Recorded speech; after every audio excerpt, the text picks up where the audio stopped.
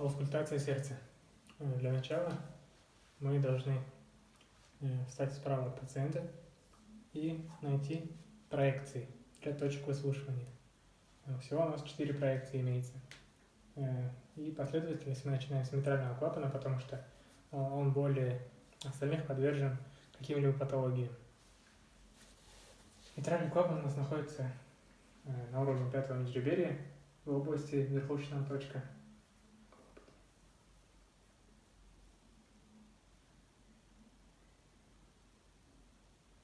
Вот здесь.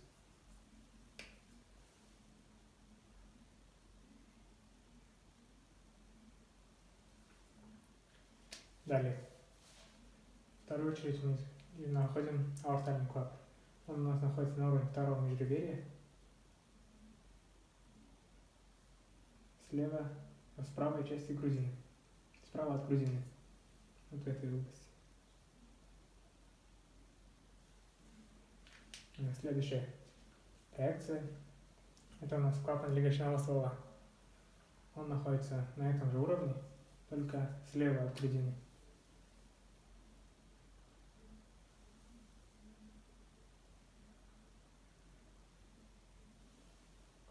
И последнее – это трикуспидальный клапан. Его мы ищем так. С правой части от 5-го межреберья ставим пересечение с третьим межреберьем левой части грудины. С этой части. Проводим линию. И где-то посередине надо будет находиться трикуспидальный клапан.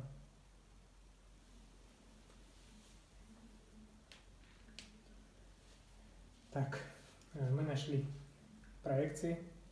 Теперь находим точки выслушивания.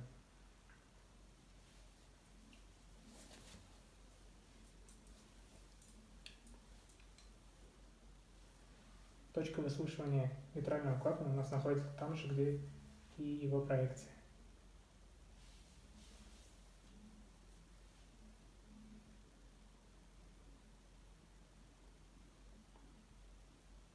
Да, слышны чистые тоны сердца.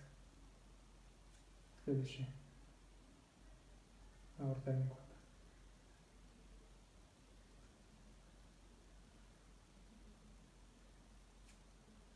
Клапан легочного ствола.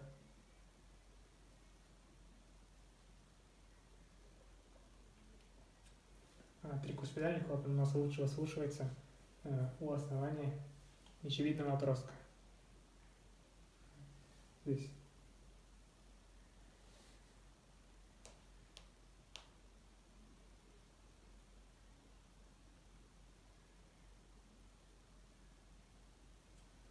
Да.